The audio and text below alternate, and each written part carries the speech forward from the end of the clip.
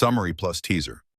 He was just a quiet mechanic trying to stretch every dollar by sleeping in his garage. She was a mystery wrapped in tailored wool and tinted windows. When a luxury car rolled up outside before sunrise, Nate Dawson thought it was a mistake.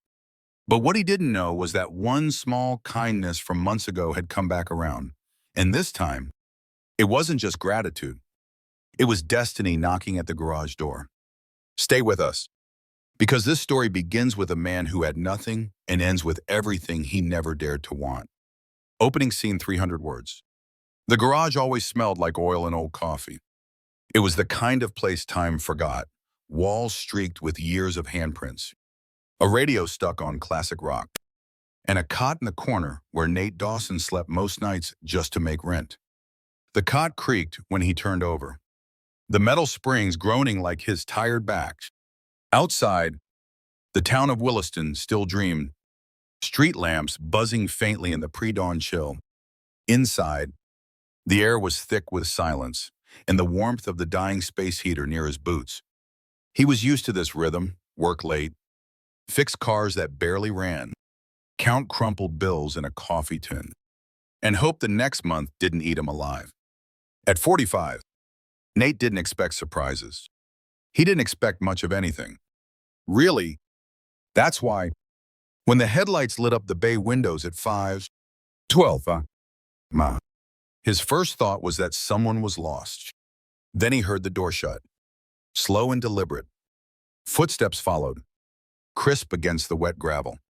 And a knock, not loud, not urgent, just certain. Nate rubbed the sleep from his eyes and stepped into his work boots without lacing them. He unlocked the side door and blinked at the sight before him. A man in a cashmere coat stood tall, a silver car idling behind him like a silent witness.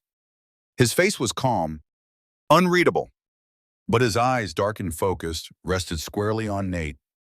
"You don't remember me?" the man said. It wasn't a question. Nate's mind scrambled, but came up blank. "You helped my sister," the man added. His voice clipped. "East Coast, maybe. Last winter. You didn't ask for anything. You just gave her a ride in your coat." Nate's heart ticked louder in his chest. The man pulled an envelope from his coat pocket. "She left you something." Nate didn't take the envelope right away. His hands, still smudged from yesterday's work, hovered uncertainly. The man didn't flinch, just waited. Finally, Nate took it. The paper thick, elegant, too good for someone like him. He didn't open it. Not yet. Instead, he asked the only question that made sense. "Why me?" The man's expression didn't change. "Because you didn't look at her like she was broken. You didn't ask why she was out here, why her car barely ran, why she had bruises on her wrists and a duffel bag with nothing but a blanket and expired meds. You just helped." Nate's throat tightened. He remembered now, that bitter, cold Tuesday in January. A woman with a haunted look and a voice that cracked when she asked if she could just sit by the heater for a while. He hadn't asked her name. She hadn't offered it. But he'd seen the way she flinched when the wind slammed the garage door shut, and the way her eyes searched for the exits even after she was safe inside. He hadn't thought about it much since too many problems of his own. Too many nights spent with invoices and empty cupboards and wondering if the heater would survive another cold snap. He gave her a ride to the shelter 2 towns over, tucked an extra 20 in the glove box when she wasn't looking. He figured she was gone for good. But apparently, the story hadn't ended there. The man stepped back, glancing at the idling car. "I'll let you read it," he said, "but I'd recommend packing a bag." Nate's brow furrowed. What kind of envelope needs a bag? The man just smiled, polite but unreadable. Then he climbed into the back seat, the car pulling away with the sound of polished tires on wet asphalt. Nate stood in the garage's doorway long after the taillights disappeared. The envelope felt heavier now, like it held something more than words. He sat on the cot, the springs groaning under his weight, and finally peeled it open. Inside, one page, handwritten in looping script. "Dear Nate, I don't know if you remember me. You probably don't. I was the woman who couldn't stop shaking, who hadn't eaten in 2 days, who looked like a ghost even to herself. You gave me warmth, and you didn't make me feel like a burden. That kind of kindness is rare. My name was Anna Wells. I didn't tell you that, but it matters now, because you gave me a moment of peace when I needed it most. And because of that, I want to give you something too. The deed enclosed is to a cabin outside Flathead Lake. It's not much, but it's yours. Also enclosed, keys to the pickup parked in the alley. The title's in your name. I hope you find peace there. I hope you fix things, not just engines, but whatever life has broken in you. Nate stared at the letter, heart pounding. He shook the envelope again. Out tumbled a folded document and a key with a blue tag labeled cabin. His breath caught in his throat. The alley behind the garage was narrow and always smelled of motor oil and wet leaves. But there, under a battered tarp, sat a cherry red Chevy with Montana plates and a full tank. According to the note on the dash, Nate leaned against the hood, his thoughts spiraling. He wasn't the kind of man who got gifts, especially not from women like her. But here it was, a door opening in the middle of a life that had been closed off for too long. He didn't know what he'd find at Flathead Lake. But he knew this. When a ghost leaves you a house and a reason to drive again, you don't question the map. You follow it. The road out of Williston stretched long and straight like a sigh held too long. Nate hadn't driven more than 20 miles out of town in years, and the Chevy felt strange beneath his hands. Smooth, powerful, too quiet for someone used to engines that rattled and begged to be coaxed alive. The sun rose slow and orange in the rearview, casting gold across the fields and rooftops of a town that never really saw him. He didn't leave a note at the garage. Didn't call his landlord. Just locked the door. Grabbed his duffel and drove toward something that felt like both an ending and a beginning. The heater worked too well. And for once, he wasn't cold. Still, a tightness clung to his chest. Not fear exactly. Something older. Something like disbelief. Flathead Lake wasn't on any of his maps. At least not ones he'd used lately. But the GPS app on his phone, a cracked screen barely holding on, led him north through sleepy towns and pine-lined back roads until the blue of the lake peeked through the trees like a secret waiting to be told. The cabin sat at the end of a gravel road, tucked behind a row of birches, its roof pitched steep, windows shuttered, porch swaying gently in the breeze. It looked worn but proud. The kind of place built to outlast storms. Nate stepped out of the truck and onto the creaking boards of the porch. His boots felt heavier than usual. Maybe it was the weight of years. Maybe just the weight of change. The key turned with a soft click, and the door groaned open, releasing a breath of dust and cedar and something faintly floral. Lavender. Maybe the cabin wasn't large, but it had been cared for. A rug by the hearth, a stone fireplace with kindling stacked neatly beside it, a kitchen with chipped enamelware and a handwritten recipe taped to the fridge. Anna's bread. It read, in the same looping script as the letter.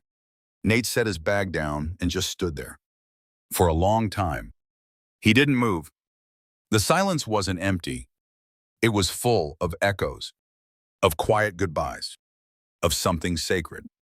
He found her picture above the mantel, not framed in gold or polished wood, just clipped gently to the edge of a mirror.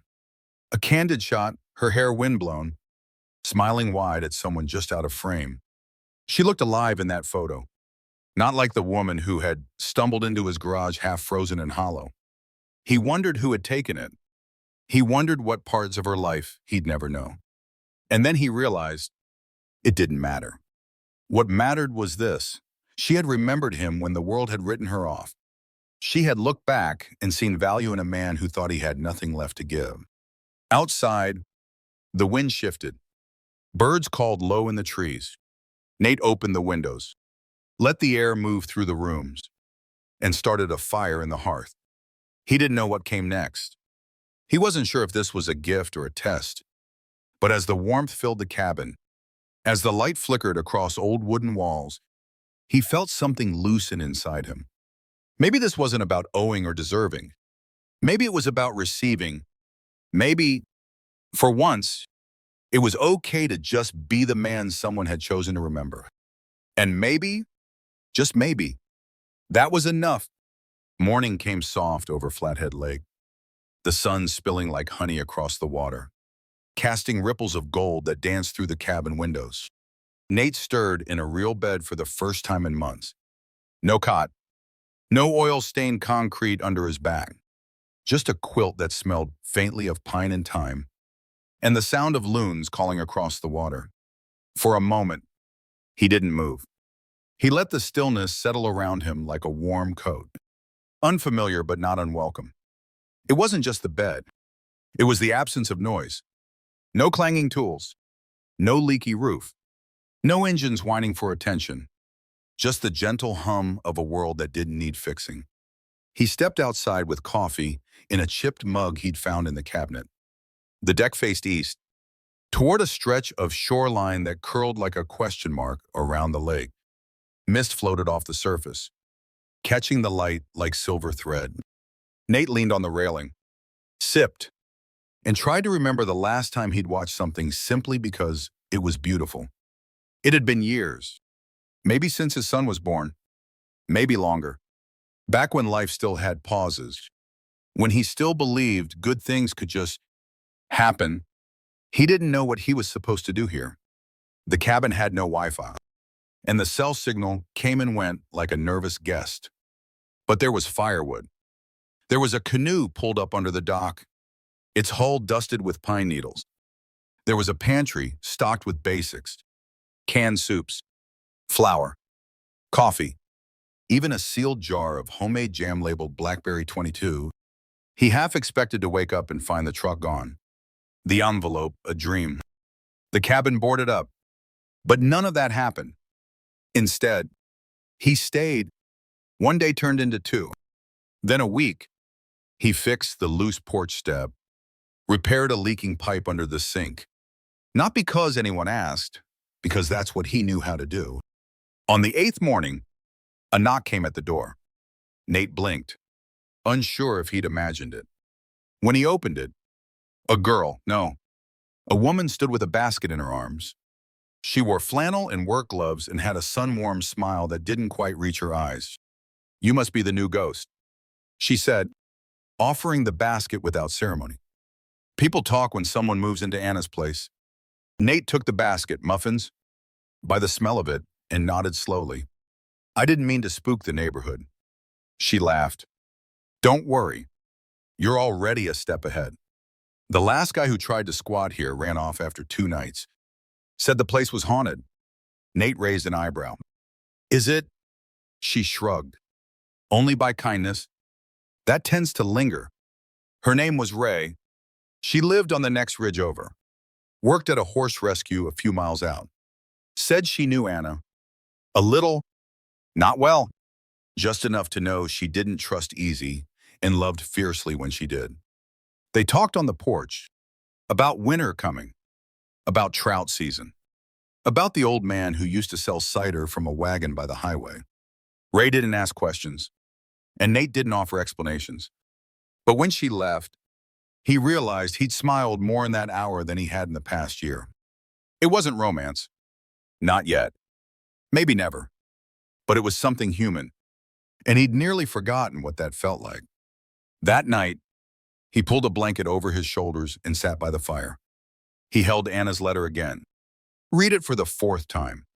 His fingers traced the curve of her words, the pauses in her sentence, the weight of what she'd chosen to leave him.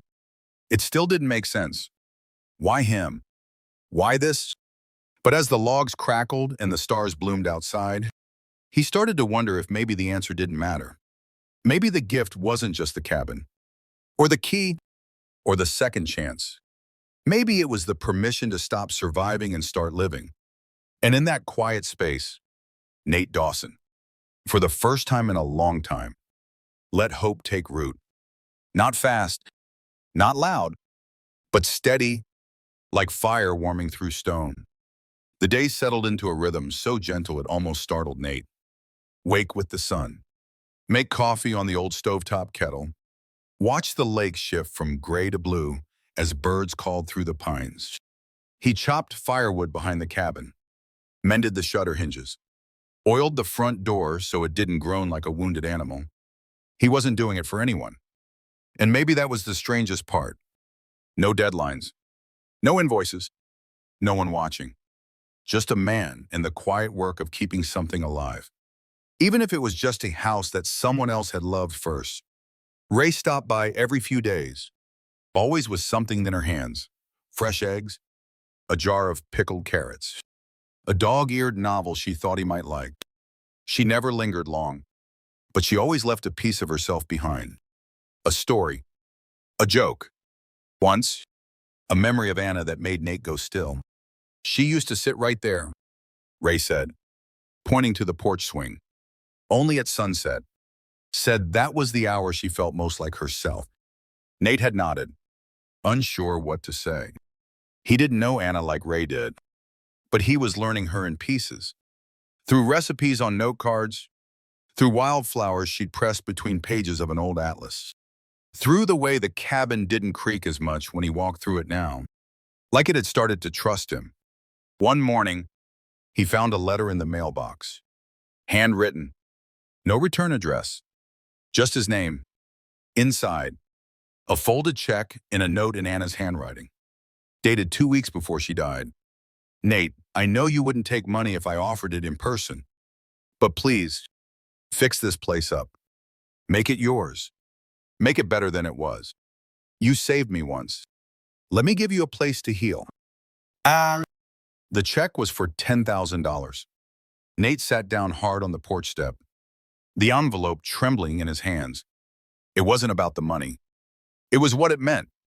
Trust, a belief in him he hadn't earned, but now carried like a flame too precious to drop. He took the next few weeks to honor that note. He drove into town, bought fresh paint and roofing supplies, replaced the cracked panes in the back bedroom, rebuilt the dock so it stopped dipping like a seesaw every time he stepped on it. He worked with care, but not haste. Every repair was a conversation. A thank you whispered to a woman who had seen something in him. Most days he couldn't see in himself.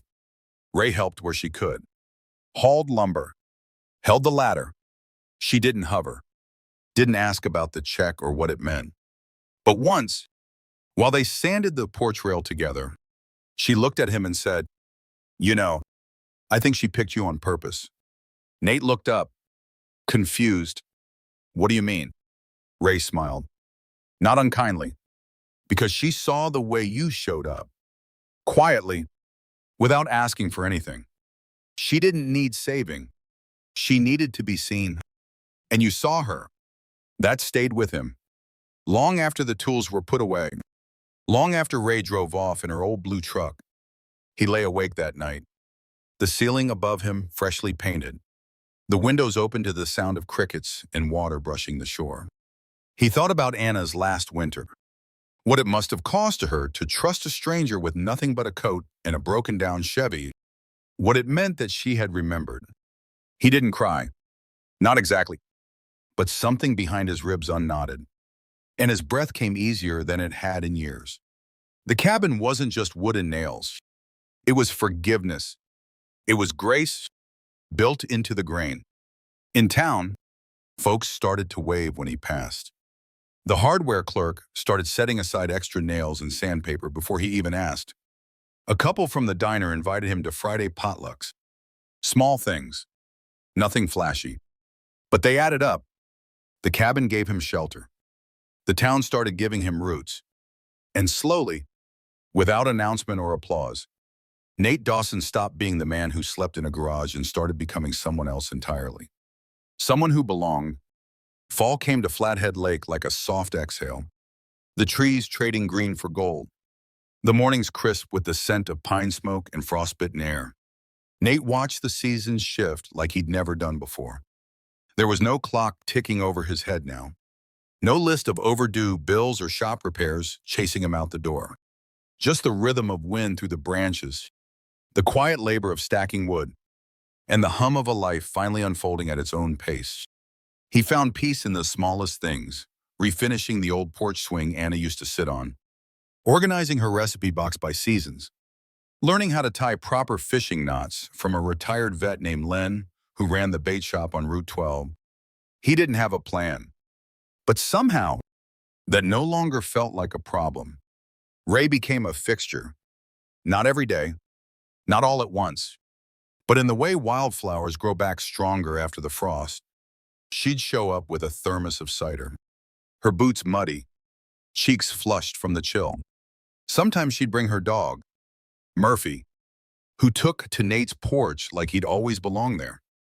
They didn't talk about the past, not hers, not his, but there was something sacred in the silence between them. They worked in sync, pruning back the blackberry bushes that had overtaken the shed, repainting the trim before the snow came. Once, she caught him staring too long. "What?"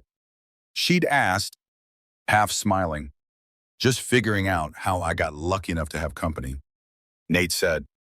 It was a truth that tasted strange and sweet in his mouth. She didn't answer, just passed him a brush dipped in red. Thanksgiving came early in town that year. A community dinner at the Grange Hall. Ray coaxed Nate into going. Said it was time people met the man behind the legend of Anna's cabin. He showed up in a shirt with buttons and boots that hadn't seen grease in months. The place was full, long tables covered in flannel runners, paper turkeys taped to windows, kids darting between chairs like fireflies. When people asked how he ended up in Flathead, Nate told the truth. "A woman gave me her cabin after I gave her my coat." No one laughed. No one doubted. They just nodded, like they already knew. Ray sat beside him, her hand close enough to brush against his when they passed the rolls. It didn't feel like a beginning. It felt like something that had already begun long ago and just needed a moment to breathe. Later that night, back at the cabin, Nate stood on the deck, watching the stars prick holes in the dark. He thought about the garage back in Williston, about how small and cold his world had become without him realizing. He thought about the envelope, the check, the keys, the letter. And he thought about the kind of grace that finds you when you're not looking, when you've stopped asking for miracles because you've forgotten how to believe in them. Ray stepped beside him, 2 mugs in her hands, hot chocolate, dusted with cinnamon. "You always this quiet after turkey," she teased. Nate chuckled, took the mug, just full of gratitude. "It's a lot to carry." She leaned into him, shoulder to shoulder. "Good thing you've got strong arms." They didn't kiss, not yet, but the space between them felt like a promise. And Nate, who'd spent years drifting between shadows and spark plugs, felt something settle inside him. He wasn't just living in Anna's cabin anymore. He was building a life she had made possible, not because he deserved it, but because someone believed he might. And sometimes, that's all it takes. One person seeing something worth saving in you. One quiet act of kindness rippling outward until it becomes a shore you can finally stand on. Flathead Lake didn't just give him a home. It gave him back to himself. Winter crept in slow and steady, frosting the windows of the cabin with delicate lace and turning the lake into a quiet sheet of glass. The first snow came overnight, blanketing the world in silence so complete Nate almost didn't want to move when he woke up. He stepped outside that morning with a mug in hand and stood barefoot on the porch, letting the cold bite at his skin, grounding him in the strangeness of it all. A year ago, he'd been sleeping on a cot behind a garage, counting quarters and avoiding mirrors. Now, he lived in a cabin filled with warmth he hadn't earned but had somehow grown into. It felt like wearing someone else's coat that eventually molded to your shape. Ray brought over soup and a crooked smile, brushing snow off her hat as she stepped into the cabin like she belonged there, which, by then, she sort of did. They had a rhythm now. He made coffee. She fed the fire. She brought stories from the stables. He told her which tools were worth fixing and which were better left for scrap. Sometimes, they didn't speak for hours. just existed in the same space. The kind of silence that feels like music when shared with the right person. She'd taken to leaving a toothbrush by the sink, her flannel jacket on the hook. Nothing official, no words wrapped in ribbons. But it was happening all the same. The cabin transformed with the snow, lights strung along the roofline, a wreath Ray made from pine cones and string, cinnamon-scented candles burning low in the kitchen. Nate didn't decorate for holidays before, never saw the point. But now, every flicker of light felt like a whisper from the woman who gave him this place. Anna wasn't a ghost. Not really. She was a presence. In the way the cabinets creaked a certain way. In the way Ray's dog curled up under the same window seat where Anna's cat used to sleep. Nate often found himself speaking to her quietly. Not out loud, but in thought, thanking her for the second chance. For seeing something he hadn't seen in himself in a long time. That December, a letter arrived. Not from Anna. From her brother, the man with the tailored coat and cold eyes who'd first shown up at the garage. The envelope was thick, the handwriting imprecise. Inside was an invitation. A charity gala in Missoula, in honor of Anna Wells. It read, "To celebrate the legacy of one woman's kindness and the lives changed because of it." Nate stared at the invitation for a long time. Not out of fear, out of awe. Somehow, without trying, he'd become part of something bigger than himself. Ray looked over his shoulder, reading it too. "You going?" she asked. Nate didn't answer right away, but he already knew. This wasn't just Anna's story anymore. It was his too, and it was time to step into it. The ballroom in Missoula glittered with chandeliers and soft piano music, but Nate felt like he was walking through a dream made of glass and memory. He wore a suit borrowed from the thrift store in Flathead Falls, the sleeves an inch too short, the shoes a little stiff. But Ray said he looked like himself, and that was more than enough. She walked beside him in a navy dress, her arm brushing his just enough to steady the storm in his chest. The room was full of people who'd known Anna in pieces, colleagues, artists, board members, but none of them had seen her the way Nate had. Vulnerable, scared, holding a broken radiator cap in one hand and a flicker of trust in the other. When the host called his name, he almost didn't stand, but Ray touched his hand just once, and he did. The microphone was cold in his grip. The room quieted. Nate looked out over the crowd and saw not strangers but stories, all of them waiting for a reason to believe in something again. "I didn't know Anna long," he began, "but I knew her when it mattered. She came into my garage one night in the middle of winter, and I gave her a ride. I didn't think it would be anything more than that.